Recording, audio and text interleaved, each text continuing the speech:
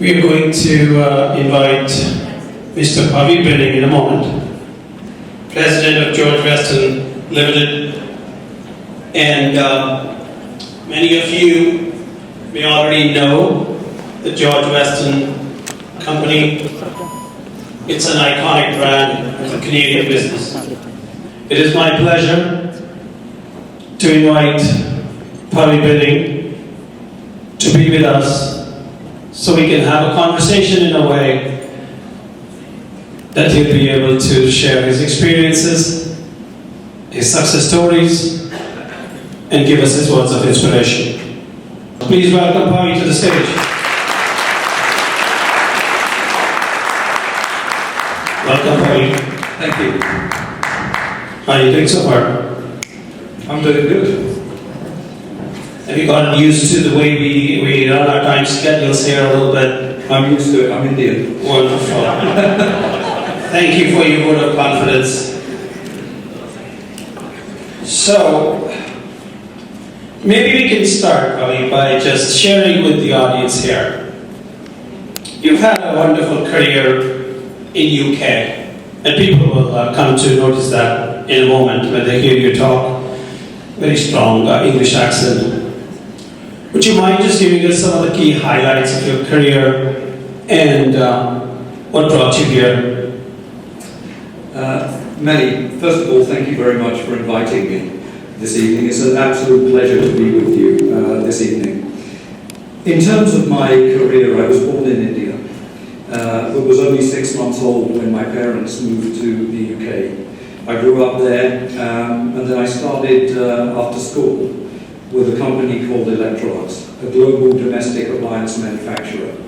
That's where I did my training. I was on the equivalent of a CPA program as I started my career journey. Stayed there for a few years, went on to another global company, a French company called Metro. They had a UK subsidiary, but I decided very quickly after that for me, if I wanted to build a long-term career, it was important to find a major British public company that I could see 3, 4, 5 moves ahead in terms of my career. And I joined a company called Grand Metropolitan PLC, which at the time was one of the largest companies in the UK. And they merged later on with another organisation called Guinness PLC, another major corporation, to form a company called Diageo PLC. This is one of today the largest consumer goods companies in the world. And I had many, many different experiences over a 17-year career.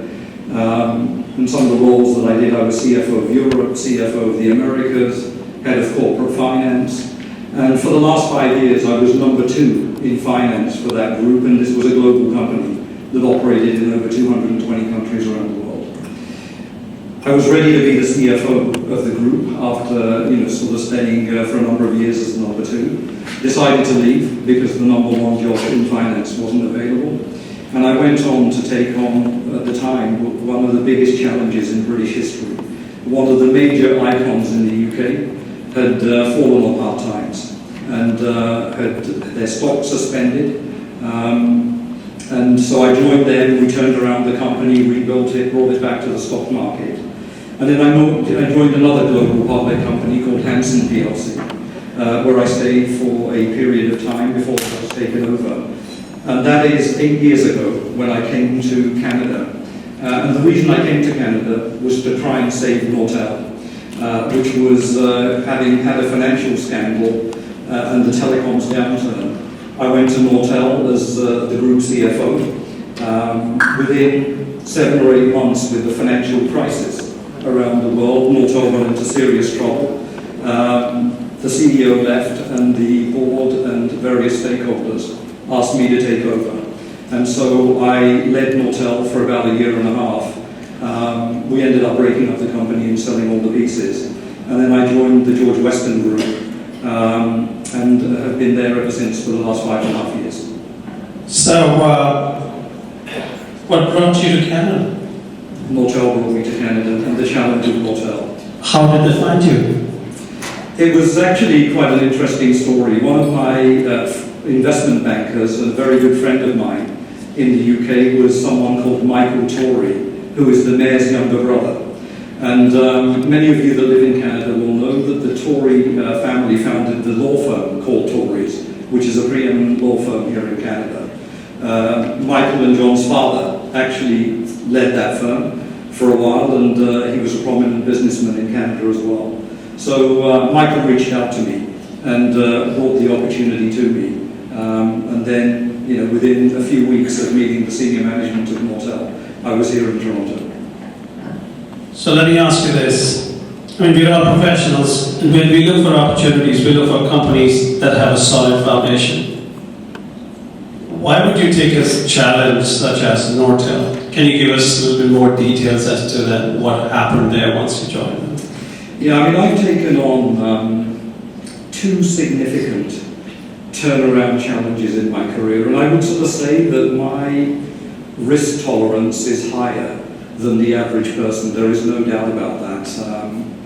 But the reason I sort of took on these challenges, Marconi initially in the UK, and then subsequently Nortel, is really what I wanted to do, was shape something. I was at Diageo for 17 years. It was a world-class company in every respect. And I absolutely made a difference where I could in terms of many of the roles that I had. But for me, the Marconi experience and the Nortel experience were really there to allow me to shape something and build something. They were intense periods in my life. You can only imagine going through these types of restructurings in terms of 24/7. It was the first time I felt like a doctor. My phone would be on all night, because there might have been a crisis somewhere in the world. But I took the challenge on because certainly my view was that one, I could help save an icon in the UK and then subsequently in Canada.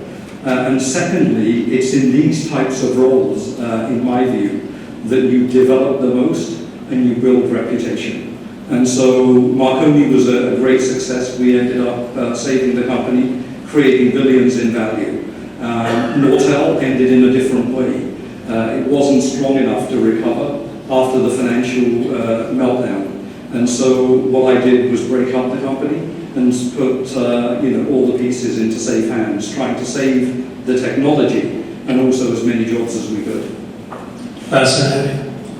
So now you're with the Weston Group. That's not a company that's breaking apart. That's a company that's reaching higher and higher in terms of success. So I'm sure you've got something to do with it. Can you help us understand what strategic moves you've made since you've joined the Weston Group? Yeah, absolutely, Manny. Although I'm a finance professional and I grew up in finance, I've been, very, commercial and strategic right from the beginning.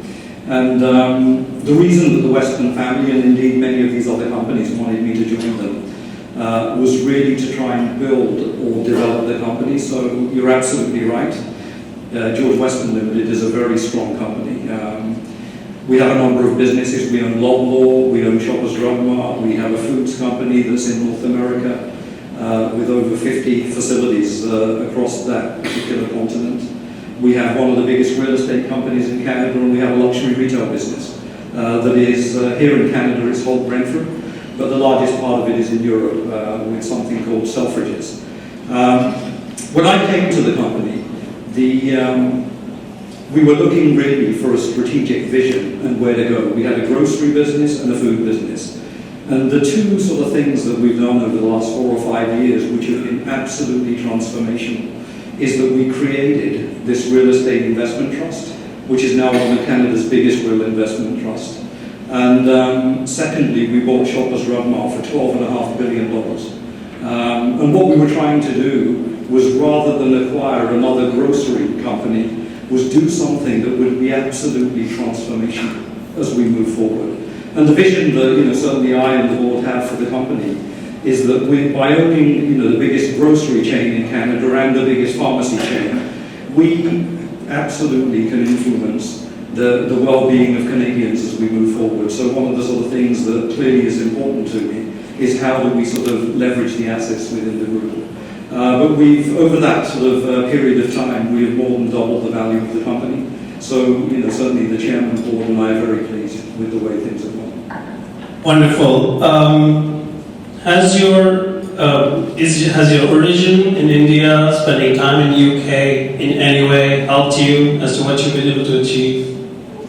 My sort of sense is that, coming from an Indian background, I mean, there are obviously values that you learn as you grow up. Values like humility and respect. And I've tried to not model myself on anyone in my career. My sort of sense is that, those values are still my foundation.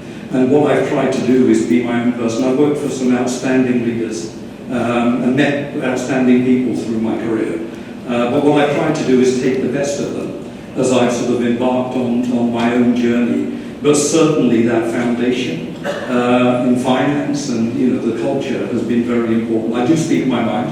At the end of the day, every organisation that I've worked for, people don't want me to just be a yes man. So when I disagree with something, I absolutely am clear, but it obviously comes, hopefully, with some thought and logic and why that is, important for us to do something.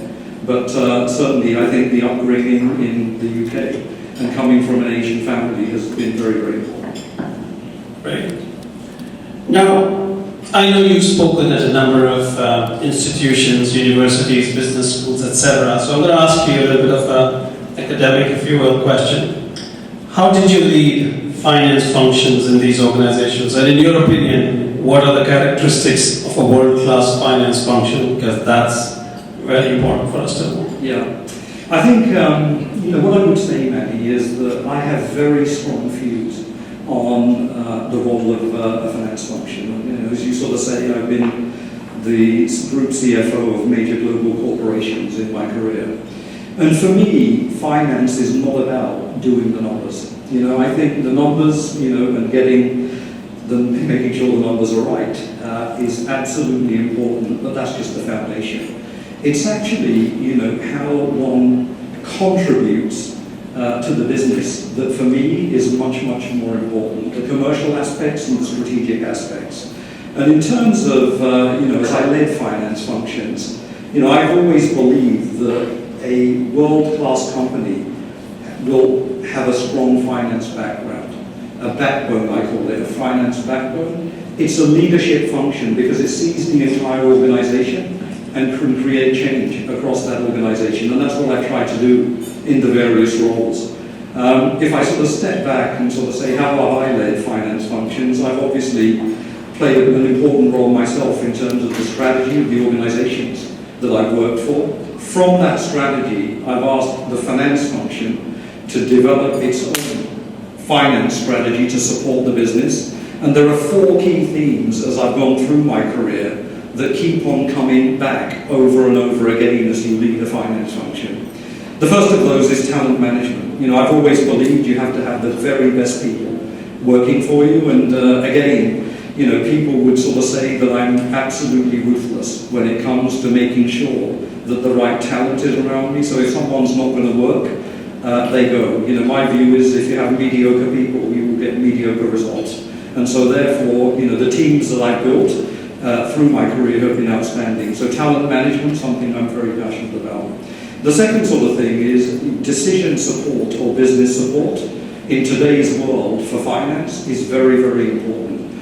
How does it, what are the value drivers in an organization, and how can the finance function galvanize itself in terms of working on those value drivers with a view to creating long-term shareholder value? The third thing is business partnership.